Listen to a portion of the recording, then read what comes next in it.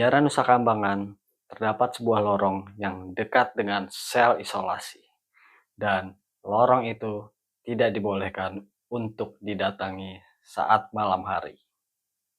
Di Nusa Kambangan, ada satu bagian dari penjara batu yang bahkan sipir senior pun tidak pernah mau melewati setelah pukul 11 malam. Lorong itu berada di sisi timur bangunan, menghubungkan blok sel lama yang kini hanya dipakai untuk isolasi. Lorong tersebut memiliki ciri unik.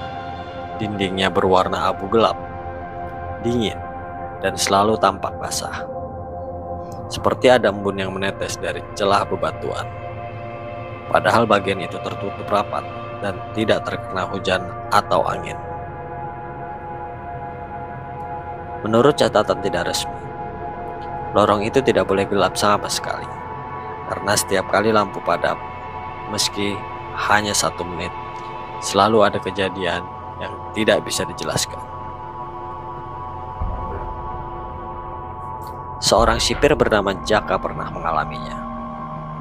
Suatu malam, listrik di bagian lorong itu mendadak mati. Dalam gelap ia mendengar suara langkah kaki menyeret, seperti seseorang sedang berjalan dengan kaki yang patah. Jaka memanggil rekan-rekannya, tetapi tidak ada satu suara manusia pun yang menjawab. Yang terdengar justru suara napas panjang, berat, dan mengembut, persis di belakang telinganya. Saat lampu kembali menyala, Jaka melihat sesuatu. Bekas tangan hitam panjang di dinding, seperti tangan yang memegang permukaan batu sambil merayap. Padahal Jaka berdiri sendirian di lorong itu. Setelah kejadian itu, ia tidak pernah lagi mau bertugas di blok timur. Dan sampai hari ini, lampu lorong itu wajib tetap menyala. Jika padam, sirene darurat dibunyikan, bukan untuk tahanan, tapi untuk makhluk yang tinggal di balik batu dinding. Makhluk hitam yang tertangkap oleh CCTV adalah penunggu asli dari tempat tersebut. Kisah ini terjadi pada tahun 2016. Pada saat itu, CCTV baru dipasang di lorong blok timur untuk memantau tahanan isolasi. Sekitar pukul 2 pagi, salah satu kamera menangkap sesuatu yang membuat operator ruang kontrol ketakutan. Awalnya, rekaman memperlihatkan lorong yang kosong. Tidak ada gerakan sama sekali. Namun beberapa detik kemudian, muncul bayangan hitam panjang merayap di lantai, seolah keluar dari celah kecil antara batu dan dinding. Bentuknya tidak seperti manusia. Tubuhnya terlalu panjang seperti diregangkan.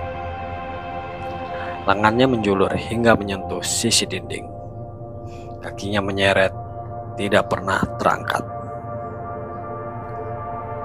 Yang paling menakutkan, kepalanya menunjuk ke arah kamera, seolah makhluk itu menyadari sedang diperhatikan. Ketika makhluk itu bergerak mendekat, seluruh CCTV satu ruangan berkedip dan mati bersamaan. Durasi mati hanya 9 detik, tetapi saat menyala kembali, makhluk itu sudah tidak ada. Hanya tersisa bekas goresan memanjang di lorong, seolah ada sesuatu yang merangkak dengan kuku panjang dan tajam.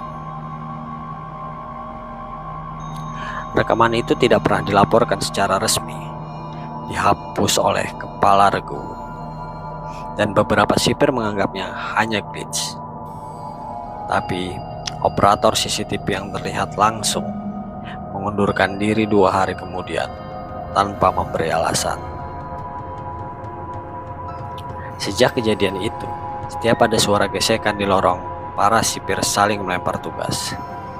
Tidak ada yang mau mengecek ke sana. Mereka tahu apa artinya makhluk lorong itu sedang bergerak. Sesuatu yang tidak masuk akal.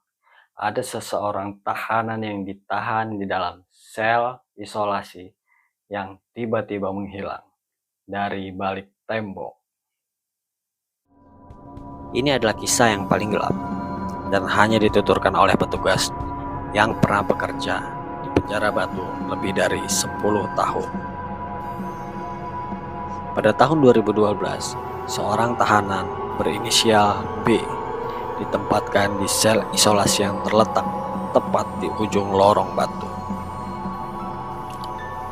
Ia dikenal keras kepala, sering membuat ribut, dan ditakuti bahkan oleh sesama napi. Selnya berada di area yang paling jarang terpakai. Suatu malam, petugas melakukan pemeriksaan rutin pukul 3 pagi. Sel B dalam kondisi terkunci dari luar. Gembok masih utuh dan tidak ada tanda-tanda pembobolan. Namun, ketika pintunya dibuka, yang ditemukan hanyalah kasur terlempar ke pojok. Lantai basah seperti baru dilalui sesuatu. Dan di dinding belakang sel terdapat lubang kecil, hanya sebesar kepalan tangan dengan permukaan batu yang retak. Inisial B tidak ditemukan di manapun. Tidak ada jejak kabur. Tidak ada pintu darurat. Tidak ada jalan keluar. Petugas yang memeriksa pertama kali mengatakan, ia melihat bekas seretan panjang dari kasur menuju lubang itu. Seolah sesuatu menarik inisial B ke dalam celah batu. Namun yang membuat seorang menggigil adalah laporan forensik internal. Ia mengatakan, lubang itu tidak mungkin dilewati manusia. Diameter tidak sampai 15 cm. Jadi, kemana inisial B menghilang? Jawaban yang paling sering dibicarakan dalam bisik-bisik para sipir adalah makhluk lorong memakan orang bukan melalui pintu. Ia mengambil lewat dinding batu. Sejak kejadian itu, sel ujung blok timur ditutup permanen. Dan para petugas baru hanya diberitahu satu hal. Kalau ada suara dipanggil dari dalam dinding, jangan dijawab, karena itu bukanlah manusia. Dan itulah rangkaian kisah tentang lorong penjara batu Nusa Kambangan. Lorong yang tidak pernah dibiarkan gelap. Makhluk hitam yang pernah tertangkap CCTV hingga hilangnya seseorang tahanan di dalam sel yang terkunci rapat. Semua kejadian ini mungkin terdengar mustahil, tapi justru di sanalah letak misterinya. Di balik dinding batu yang dingin dan lembab, selalu ada hal-hal yang tidak bisa dijelaskan oleh logika manusia. Jika tiga kisah ini digabungkan, ada satu benang merah yang tidak bisa kita abaikan. Ada sesuatu yang hidup di lorong itu. Sesuatu yang bukan manusia dan tidak pernah ingin terlihat terang-terangan. Terima kasih sudah menonton video ini sampai akhir. Dan bantu channel ini terus berkembang agar kita bisa membongkar lebih banyak misteri gelap seperti ini.